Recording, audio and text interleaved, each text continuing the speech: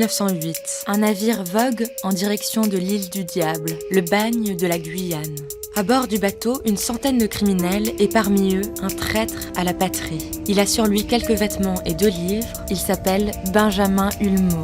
Il a 25 ans. Condamné à la déportation pour crime de haute trahison, il redoute de finir ses jours dans l'exotisme de cette prison.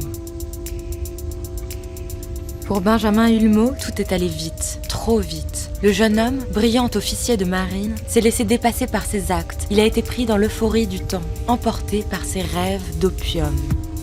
Pour lui, tout avait commencé en 1903, à Toulon. Il a 20 ans, il est officier sur un destroyer. On l'envoie en Indochine. Benjamin est grisé par les perspectives de ce voyage lointain. Arrivé à Saïgon, il est immédiatement ébloui par la nature, les paysages, cette terre entièrement nouvelle et ses habitants qui le fascinent. Mais bientôt l'ennui le gagne, comme beaucoup de ses camarades. Dans la ville indochinoise, rien ne se passe. Les officiers sont désœuvrés. Lentement, une étrange mélancolie s'empare d'eux, un vague à l'âme corrosif. Dans la moiteur du climat, ils errent, oisifs. Alors, pour fuir cette vie monotone, Benjamin trouve une échappatoire. Il découvre l'opium, la fée brune. Lorsqu'il pénètre pour la première fois dans une fumerie de Saïgon, il est brusquement saisi par une odeur à la fois étrange et troublante, envoûtante et délicieuse. Il s'avance dans les vapeurs de fumée, prend place sur un coussin de soie orientale et observe captivé la préparation de la pipée. La cuisson, le malaxage, l'aiguille qui puise les gouttes perlées, les gouttes qui se gonflent et se colorent de teintes rouges et dorées lorsqu'on les approche de la flamme.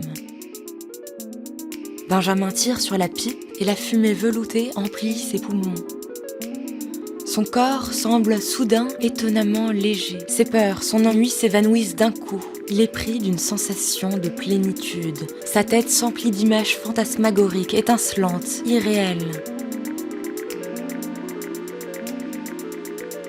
Le lendemain, Benjamin y retourne, et bientôt, il se met à fumer tous les jours. Enivré par les délices illusoires de l'opium, il ne se rend pas compte qu'il devient peu à peu dépendant. En 1905, Benjamin est de retour en France. À Toulon, il reprend son service à bord du navire Le Gaulois et ne tarde pas à être repris par le vice de l'opium. Il dilapide son argent dans les fumeries et dans les maisons closes. C'est là qu'il fait la rencontre de Lison. Lison est douce et somptueuse. Benjamin l'entraîne dans des histoires fumeuses. Pour elle, il dépense des sommes folles et ses dettes s'accumulent.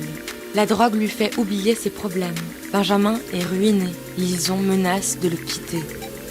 Alors l'officier a une idée folle, démente, bizarre, détraquée. Une idée qui lui semble être celle d'un génie. Pour Lison, il va dérober des documents secrets sur son navire et rançonner le ministère de la Marine. Ses yeux brillants et vacillants s'allument. Il hallucine. L'officier s'imagine déjà riche comme Crésus.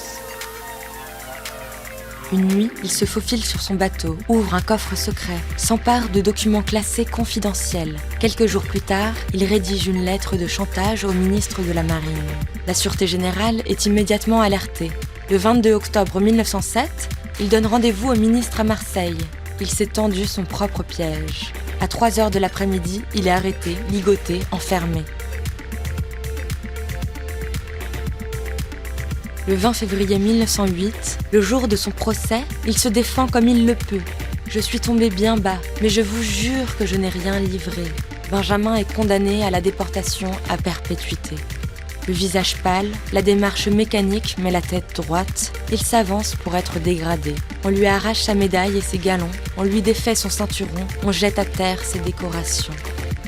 Quelques jours plus tard, Hulmeau embarque avec 740 autres condamnés sur un bateau en direction de la Guyane. Emprisonné sur l'île du Diable, plus jamais il ne goûtera aux joies grisantes de l'opium. Il s'adonne alors à la méditation et écrit « Ces derniers mois ont été quasi hors du monde. J'ai passé là les jours les plus intéressants de ma vie. »